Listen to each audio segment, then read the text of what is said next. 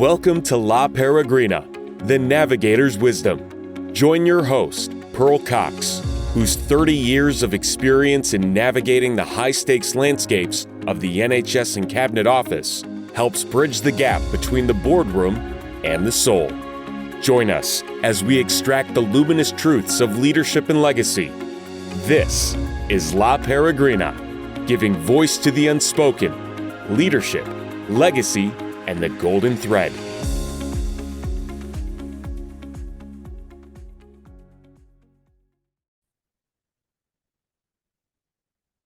Well, hello and welcome. Welcome to this very first episode of my brand new podcast, La Paragrina, the Navigator's Wisdom, giving voice to the unspoken, leadership, legacy, and the golden thread. Now, anyone that has followed me for some time know that I have had my Pearls of Wisdom podcast since 2019, and it's got over 120 episodes so far. But this, with Pearls of Wisdom, yes, I started it to just share my Pearls of Wisdom with everyone, but I only did that for the first few episodes. And then I started interviewing people, and interviewing, I got this great sense of achievement and found I had a real knack for it. So a good 118 of those episodes that are currently on my Pearls of Wisdom podcast are interviews. So this brand new podcast, La Paragrina, the Navigator's Wisdom, giving voice to the unspoken, leadership, legacy, and the golden thread. See, I've said it again. It's a bit of a mouthful, but you'll get used to it because that includes the tagline and my brand and everything. This podcast is about me. And I know on first listen, you might think, oh, is she being pretentious? I don't mean to be. I've got so much information and knowledge that I want to share. And I've spent the last 6-7 years promoting others where I gave them a platform to share their story, and I will still do that. But this podcast is where I share my pearls of wisdom, where I talk to you about the ideas I've had, the different areas in life that I work in, what fires me up, what annoys me no end, and let's see where we connect, and all the different areas that we come together in.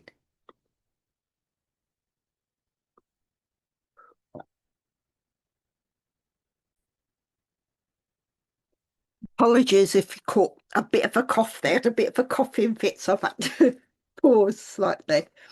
Now, I'm starting recording this episode at a time where I'm really changing what I want to do in my life. Yesterday, I posted an article on LinkedIn, something I haven't done for years and years. Yes, I've posted, even though I did have a time where I stepped back, and that will be information for another podcast, another episode, because there is so much that I need to share with you, with all these wonderful listeners that have been connected with me for decades now. But yes, I wrote this article all about things that had made me stop and think. And I thought, well, if I'm thinking this, other people must be as well. Yes, I said I'd step back for a while. My father was really poorly, and I needed to stop all the work I was doing and concentrate on my father and concentrate on my son. And so I became my dad's full-time carer. And in that, yes, I love my dad to bits. But in being a carer, there's so much that you offer, and you give and you give and you give. And I got to the stage where I completely lost my identity. My identity before I looked after Dad was this corporate dynamic woman that would sit in C-suite and teach communication, run social media like the expert that I am, and work with so many large companies, UK central government, and far, far more. And then to suddenly be my dad's daughter again and have nothing else to feel that was filling my life. Yes, it took me to a dark place, but it brought a certain knowledge to me as well.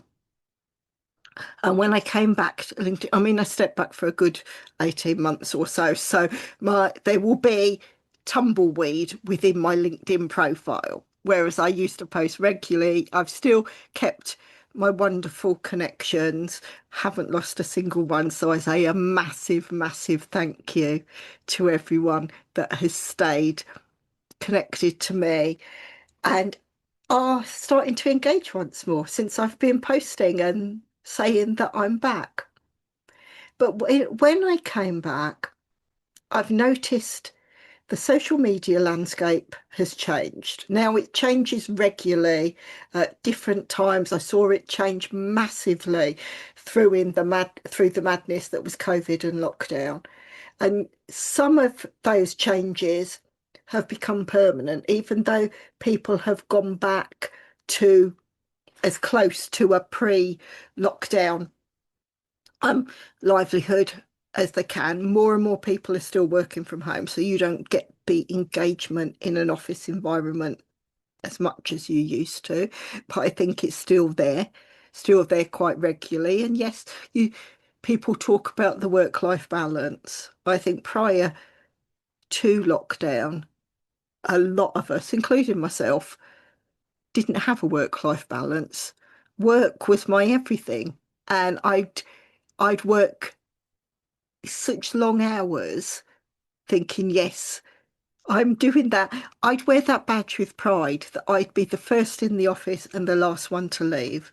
I'd get up at 3:30 a.m. Monday to Friday.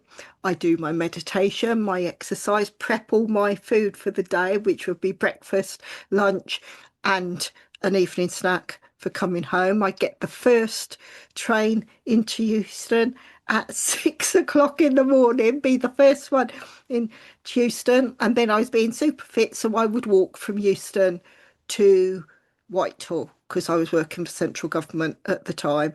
And I'd be the first in the office, even though I had over 100 miles to travel to get to the office. And then I'd work through probably until 7, 8 o'clock. And I'd start that grind once more where I would walk back from Whitehall to Euston, catch probably one of the latest trains home, sometimes 10 o'clock, sometimes 11. And then I'd get home probably close to midnight, go to bed, and that's it. I was getting 3.5 hours sleep if I was lucky, Monday to Friday. But I thought that was the way to go. I thought that if you're working with a client where they're giving you a really good wage, and as a contractor, the day rates are good. They are damn good. And I felt by giving my all, I was doing my best.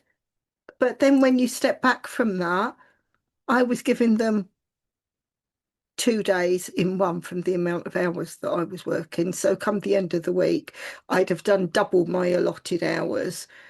And I thought this was great, but I was showing them that it didn't matter, that I would work however long it needed to. I think that's a self-employed trait as well.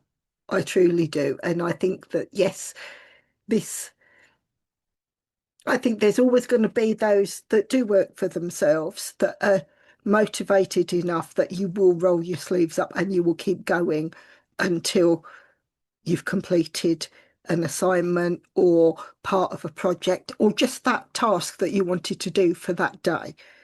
And those that work 9 to 5 and like to be in an employee role, yes, we're all different. We've all got different ways that we approach life and the way we work and what we want to do with our lives and with our careers. But there will be those that just want to fulfill what their employee role asks of them, and there will be others that want to reach for the stars and fly as far and as fast as you possibly can. Now, obviously, I fit into the latter of those categories, and I have done all my life. I've always said reach for the stars, because if you reach for the stars and you miss slightly, you might stop at the moon, but at least it takes you a lot further than if you've had no dream, no goal that you were leading towards before that. I digress slightly, but you'll get used to me thinking like that. People that know me well enough will know that I will think of something and then a tangent will hit in and I'll be guided to say, yes, this is what I'm supposed to be talking about. I was telling you about the article I wrote. So yes, when I came back to LinkedIn, there was always, it had so completely changed that I did a post that I regularly used to do, where I would pick 10 people out of my network and I would share them as a post and what was so great about them and encourage others to follow them. And I did that. I did my first of my 10 Titans, which I'll be doing regularly again. So anyone that's following me on LinkedIn or want to follow me on LinkedIn, I'll leave that link in the bio to the show. You can reach out and you can see who my Titans are that I'm promoting on each post. And many of you will probably become Titans as well that I promote. But anyway, I did this post, and then someone that I've been connected to for quite a while, she was one of the people that I'd named as a Titan. She shared the post with a very brief nod to my name, but nothing else. No reciprocal, you're a Titan as well, Pearl, or anything. And she tagged probably about 15 people that she felt were Titans. No explanation behind it, just a list of names. And it became a love fest where no one commented about me. No, until I think one person actually said thank you, Pearl, in a comment. But everyone else, it was just a jump on love fest about how wonderful this other person was. Yet I felt she'd hijacked my post. I haven't said anything, but here I am recording this, so it's going to be on the ether for everyone to see and hear and acknowledge. But it really made me stop and think, who are the people I want to be connected with? I give my all. Like, I started this talking about my Pearls of Wisdom podcast that I've run for years. And again, that's giving a voice to others. I'd always thought that I'd been called to give a voice to the unspoken. I've always felt that from when I very first connected on my spiritual side to guides and angels. It came through very clearly, give a voice to the unspoken. Now for that, the unspoken, I thought that was me using my communication skills to share and give everyone a voice, which is why the interviews felt so right to do. But then the more I've looked into this and the more I've started to connect and had that intuitive spark that comes in and those ideas that just drop in, you think, yes, this is what I need to do. It's not just that I'm here to give a voice to anyone here on earth that needs a voice. I'm here to help us remember the voices of our ancestors, those messages, those truth bombs that we were given, that have been from the time man first started to walk as he started to speak. And I say he, I should say we, shouldn't I? That we had that chance to actually voice an opinion. Now, these episodes, my future episodes, I will cover business. I'll cover a bit of spirituality, but I won't go too woo-woo. And just ideas that come to me. I might have a set topic that an episode covers. It might cover a few topics. It depends where I feel most drawn. By all means, if there's a topic that you'd like me to discuss, just put a message in the comments or reach out to me either on LinkedIn or on the email address connected to this podcast, and I can put something together so that I can actually share my pearls of wisdom with others. And I'm really excited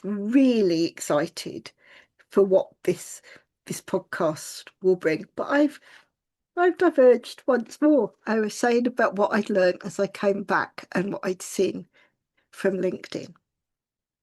Yes, the way people engage have changed slightly.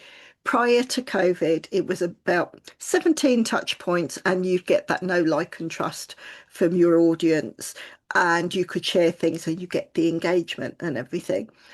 Where everyone went to be stuck indoors, as it were, where you couldn't connect with others, and the only way to connect was online. Everyone went online. Everything went online. Messages, promotions, all work, everything was online. And so from that, people became desensitized to that 17 touch points, and it went to maybe 30, maybe 40. And then since I've come back from looking after Dad, I'd say it's closer to maybe 70 or above touch points for people to really start to see that you're there regularly, that you show up, what it is you're speaking about, what your ideology is, whether these people resonate with you. And this is where that's come as quite a big learning curve again. And it's thinking, yes, but how do I do that smartly? How do I don't want to constantly repeat things, but also I want to work smart so I don't hit burnout, because by my nature, being this one I've already explained, where I'd work so many more hours than I was supposed to for my clients, and then you start to hit burnout because you don't stop. And it's finding that happy medium. I've always taught my clients to work smart, that you could produce a long form piece of content and you reuse it. You make it once and you reuse it to fit different platforms and different audiences. So you're working smart. It might start with an article, such as I'm describing to you on this episode. It might be a video that you do. It might be a piece, just a short post, but it could have 5 or 6 different questions that are posed from it. And you go from there, and then you react it. You start with your article, like I said. You could turn that into 3, 4, 5, 6, 7 short posts that are only discussing a certain topic that has been covered by that article, and then you could link back to the article if you want to. But there's a way. Yes, you're working smarter, you've produced a lot more information.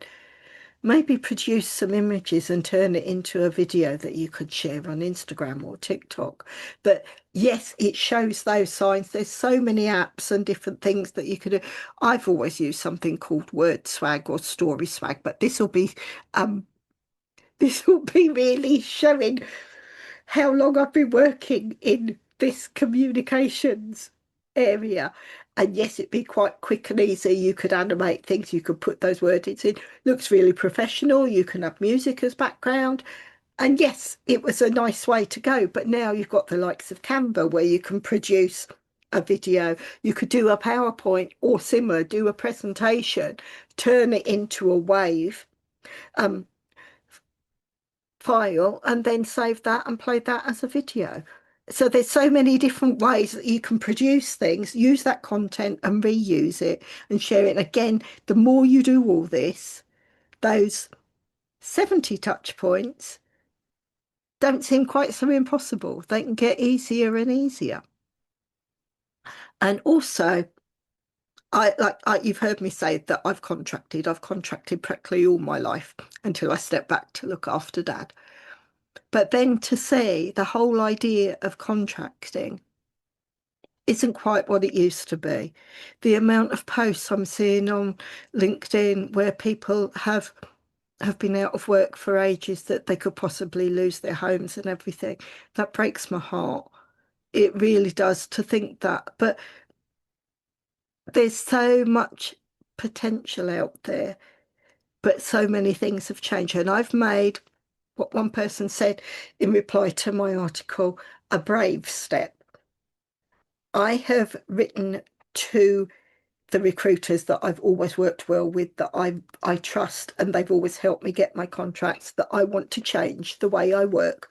I am moving from that contractual connection and way of work where you actually fill an employee spot to a statement of work thing. Is often shortened to SOW. Now, with a statement of work, it takes you outside IR35. Now, that is a UK practice. IR35 is something for self-employed people, but as they take on a contract, if they're working as a contractor and they're filling a role, they will be classed as being inside our IR35, and the potential tax and everything that you earn is applied as at an employee rate. A statement of work takes you outside, excuse me, outside of IR35, because it allows you to deliver on a specific piece of work that only you can do, that your services, your knowledge and expertise are needed specifically for the statement of work that you are asked to produce or to deliver to. You still get the same expertise, you still get my pearls of wisdom shared, but I feel it's a fairer exchange of work for compensation. So I have chosen to take that route, because prior to looking after Dad, most of my income will come directly from a contract where I was fulfilling a certain role. Now I want to have multiple income streams, different things. You've heard me talk about the podcast. If you look at all the things I'm connecting, I'm going to be launching book collaborations soon. There's quite a few different things that I'm doing. I'll be starting maybe some affirmations that you can subscribe to on a regular basis. And I'm starting a separate podcast. So I'm going to be the podcast queen. I'll still have my pearls of wisdom where I interview others and give you a voice. I'll have this current podcast where I share my pearls of wisdom. And I've shared briefly, and I'll be giving more details on this, the Finding Your Voice podcast. Now, with that, I take all my experience. Oh, excuse me. I take all my experience from when I first set up my Pearls of Wisdom podcast, for being a radio presenter on Serenity Radio throughout lockdown, where I had two shows, an interview show and my Pearls of Wisdom, where I shared my Pearls of Wisdom and a bit of woo-woo as well. So I've got that. I'm bringing all that, and I'm offering Finding Your Voice is the chance to give anyone and everyone the chance to have a voice on a podcast. I will run the podcast, I will own it, but it gives you the chance once a month. You get to record between 30 and 45 minutes an episode around a podcast title that you want to run. I also give you a web page that gives you a bio with all the links to your socials and what your shows will be about. I'll ask a small subscription for that, and a one-off fee for me to build that bio page for you. You send the your recorded audios through to me for the last week of the month, and the first week of the next month they will all be published for you. I will produce the marketing copy for it, images and everything, and send it all out so you've got all that to share and promote, and you have a voice on a global stage, and you can rightly say you have a podcast because you will be a member of the Finding Your Voice podcast. So there's so many things that we can do from there. I'll also be starting my PAL panels once more. And for those that don't know, my PAL, that stands for Pearls of Wisdom. So you've got that. I love the idea. I found more and more as I bring panels of people together and we discuss a title or a subject or what's happening in current world affairs, that tends to have a real large audience. So I'm going to be doing that. So if you'd be interested in that, again, once again, comment or reach out to me separately so that I can keep you in the loop as soon as I restart that. So there's quite a few things I've shared here for this very first episode. And I've probably gone all round the houses, but each episode will cover a specific subject. And yes, I might deviate slightly because I don't follow a script. I don't want to follow a script. Some days I might be channeled, that I might feel that there's a desperate message that I need to give and it needs to come from this platform. Other episodes, yes, I might give a lot of thought to because I might have a specific subject that I excel in and I want to share. I am a leader in what I do. I have a large network which I adore, and I feel so lucky to have those people that follow me and have followed me for quite some time. And I'm hoping with all of this, all of my sharing of the pearls of wisdom, it will give each and every one of us a chance to grow further and just think where we can be in a month's time, in 3 months' time, in a year's time. We can just bring everything we are looking to achieve to fruition. And all those that follow me and know me know I absolutely adore the teachings of Bob Proctor.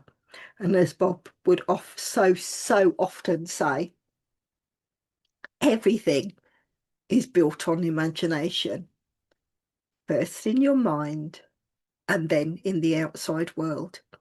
So these episodes will be giving you food for thought, that producing it in your mind first, and before you know it, it will be in the outside world. If you can see it in your mind, you can hold it in your hand. And this is something that I hope we can all do together through the growth of this podcast and from learning and sharing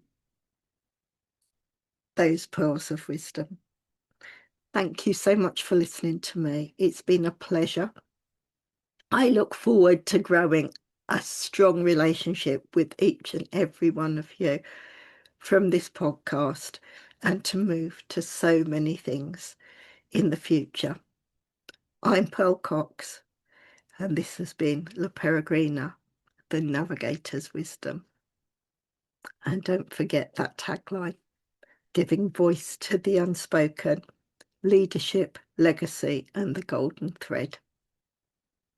Until the next time, have a wonderful, wonderful day, week, month, and know you can achieve anything you set your mind to.